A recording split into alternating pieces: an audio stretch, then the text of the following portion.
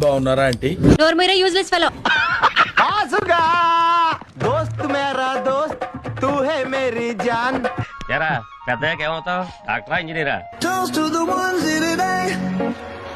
నమస్తే భాయ్ సాబ్. రాజానా రాజానా సాబ్. Hi, I'm sorry I didn't recognise you. ప్రతిసారి దీనింటి ఏమిట్రా?